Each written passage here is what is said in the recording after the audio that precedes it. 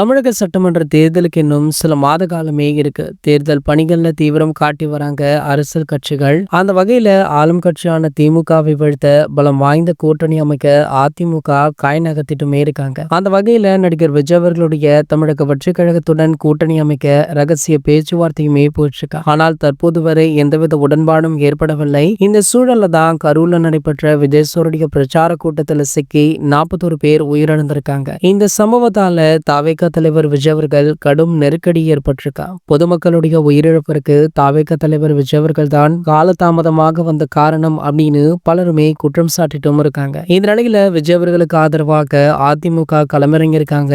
எடப்பாடி பழனிசாமி நேரடியாகவே விஜய் அவர்களுக்கு ஆதரவாக தமிழக அரசை விமர்சித்து பேசிட்டுமே இருக்காரு. மேலும் எடப்பாடி பழனிசாமி கலந்து கொண்டுள்ள கூட்டத்துல கூட தாவேகா கொடிகளோடு ஒரு சில தொண்டர்களுமே கலந்து கொள்றாங்க. ஆகையால ரெண்டு கட்சியுமே கூட்டணி அமைக்க போவது கிட்டத்தட்ட உறுதி அப்படின்னு மாதிரி ஒரு பேச்சு போயிட்டு இருக்கு. இந்த நிலையில அதிமுக மூத்த நிர்வாகி பொள்ளாச்சி ஜெயராமன் அவர்கள் தாவேகாவிற்கு ஒரு பிரச்சனைனா நாங்க குரல் கொடுப்போம் அப்படின்னு பேசியிருக்காரு. இப்படி தொடர்ந்து அதிமுக சைட்ல இருந்து தாவேகாவிற்கு ஆதரவுமே கிடைச்சிட்டு இருக்கு. இந்த நிலையில பாத்தீங்கன்னா தளபதி விஜய் அவர்களை நேர்ல சந்திச்சிருக்காராம் காமெடி நடிகர் செந்தில் அவர்கள் தளபதி விஜய் அவர்களை நேர்ல சந்தித்தது மட்டுமல்லாமல் அவருக்கு ஆதரவாக பேசியிருக்கார். மேலும் கரூர் பிரச்சனைக்கு பிறகு பல பிரபலங்களுமே தளபதி விஜய் அவர்களை நேர்ல சந்தித்து அவங்களுடைய ஆதரவை வெளிப்படையாக தெரிவிச்சிருக்காங்க. இது போன்ற செய்திகளை பற்றி நீங்க உடனே தெரிஞ்சுக்க நம்மளுடைய சேனலை மறக்காம சப்ஸ்கிரைப் பண்ணிக்கோங்க.